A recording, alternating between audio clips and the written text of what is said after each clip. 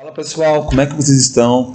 Eu sou o professor Eric, professor de tradições culturais de vocês, e estou gravando esse vídeo aqui para dar algumas bases do que a gente perdeu nesse primeiro bimestre e do que a gente vai ter que adiantar com esse pouco tempo que temos, ou seja, mais um mês e meio para acabar as aulas regulares. E no final dessas aulas regulares tem que ter, né, a gente precisa ter alguma apresentação junto com os outros professores. Nosso itinerário, ele está junto com o itinerário da professora Adailde, que leciona o componente diálogos com a literatura, com a professora Aline, que leciona o componente ressignificando a formação do povo brasileiro, eu, que sou tradições culturais, a professora Laiane, que leciona o componente cultura e os seus sentidos, e a professora Ana Cláudia, que leciona o componente práticas de luta. Então nós, esses professores, né, a gente tem que agora começar nossas conversas juntos com vocês e tudo mais, para que seja algo mais ou menos junto. Óbvio que tem algo que vai praticar na minha aula, tem algo que vai praticar na aula da Dailde, tem algo que vai praticar na aula da Laiane, e por aí vai. No entanto, no final disso tudo, é para essas coisas que a gente produziu nesse tempo, pouco tempo que temos, se relacionem.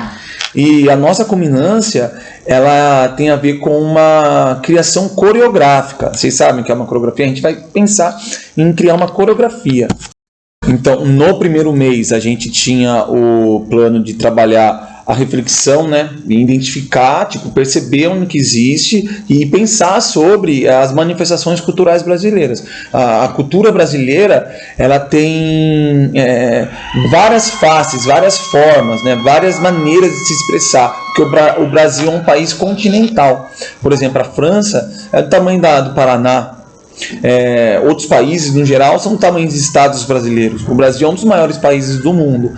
Então, por causa desse tamanho, as diferenças regionais, o contexto histórico, como que o Brasil se estabelece, a identidade brasileira, o Brasil como um país recente, que já tinham povos pré-estabelecidos aqui e foi dominado pelos europeus, principalmente os portugueses, mas também com os outros europeus, como os holandeses, os espanhóis, e também os africanos compulsoriamente. Eles vieram de maneira obrigatória. Então todo esse choque cultural, esse encontro cultural, seja de maneira positiva, seja de maneira negativa, gerou o que somos hoje. Querendo ou não, hoje temos vários resultados, temos várias manifestações, as cores das roupas que usamos, a nossa moda, nosso estilo, o nosso jeito de se comportar, as músicas que produzimos, o jeito que elas são, nossas danças. E aí entra no tema do segundo mês. Então, fevereiro era perceber as culturas brasileiras. Março, oficina de célula coreográfica. Então a gente teria que criar uma célula entre nós, nós teríamos que começar a criar uma coreografia. Só que eu me confundi, né? Então fiquei 2 meses com um pouquinho que eu tinha na minha sala, que não era minha, mas alguns eram dessa sala. A gente focou na minha série, estava a unidade curricular 2, mas não era. Então eu dei um conteúdo que era para vocês terem no semestre que vem, ou seja, depois de julho, e agora eu tenho que voltar, né, aos poucos. Eu vou colocar agora uma atividade aqui no CMSP para que vocês tenham um pouco do conteúdo perdido, mas ao mesmo tempo a gente tem que adiantar. Por isso que eu estou gravando esse vídeo, para vocês não perder, para vocês se situarem mais ou menos. Então, segundo mês, março, a gente tinha que trabalhar uma oficina de célula coreográfica. O que é uma célula?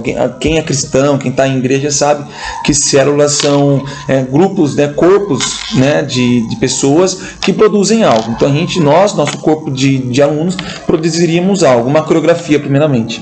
Mas coreografia do quê? Coreografia que represente as manifestações culturais brasileiras.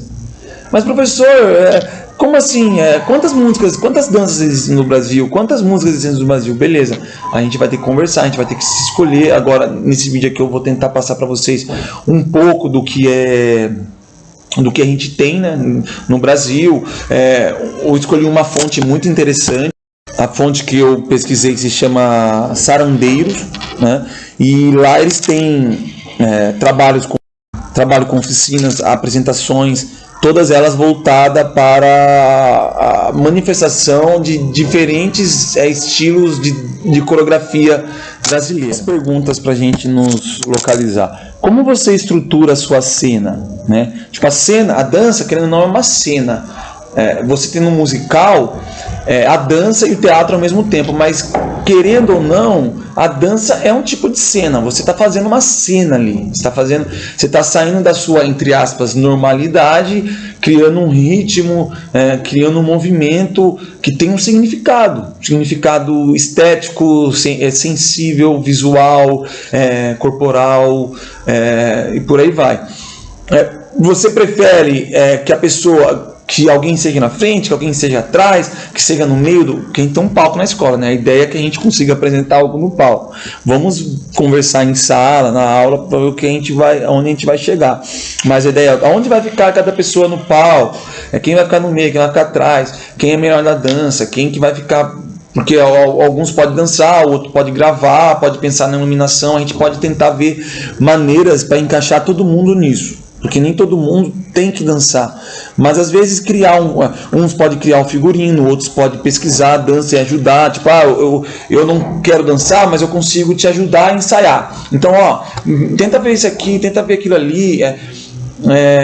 As pessoas, um assessorar o outro. Então, um dançarino com a ajuda de outro que não vai dançar e por aí vai. Você usa muita força na coreografia, porque às vezes você faz um movimento que parece que está sendo forte, mas não é. Você está só fazendo expressão, o movimento, você faz um movimento que parece força, mas ao mesmo tempo você não usou força, foi só o jeito, a aparência da força. É fingir que está carregando uma pedra.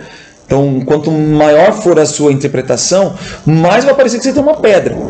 Assim como é a dança. Quanto mais dedicação você fizer ali com o movimento, mais vai parecer que você está fazendo uma dança.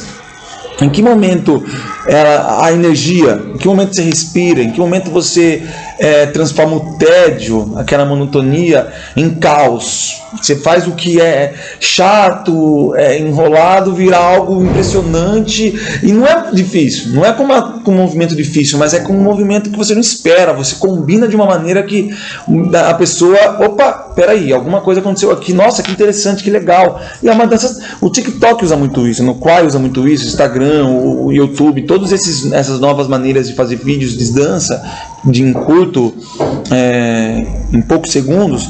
Todas essas maneiras são técnicas de coreografia. Então, você faz em pouco tempo uma condução do tédio ao caos. O caos, o que? O caos sentimental, o caos emocional. Meu Deus, olha só, eu quero também dançar, eu quero fazer também. Deixa eu tentar aqui. Aí você vai tentando escondido e consegue. Como você vai ampliar essas sensações? Né? Como você vai fazer com que a pessoa que está vendo sinta algo? Porque não é só dançar. Como a gente tem uma proposta pedagógica, não é necessariamente só dançar. Nunca a dança é só dança, mas o objetivo aqui é o primeiro. Então o objetivo é que a dança não seja só dança, que é a primeira coisa que a gente tem que pensar. Não é só dança, não é só coreografia, não é só tradição cultural. É a tradição cultural, é a dança, é a coreografia. Mas como assim, professor? É se aprofundar no conceito, é entrar mais do que a gente entra superficialmente. Nossa, quando você pensa que coreografia bonita, não é só isso. Meu Deus, de onde que vem? Que tipo de dança é essa? Qual que é o fundamento? Onde que surgiu? Por quê? É difícil, né? A gente tem pouco tempo por aí, mas eu vou passar um pouquinho por cima para vocês terem uma noção.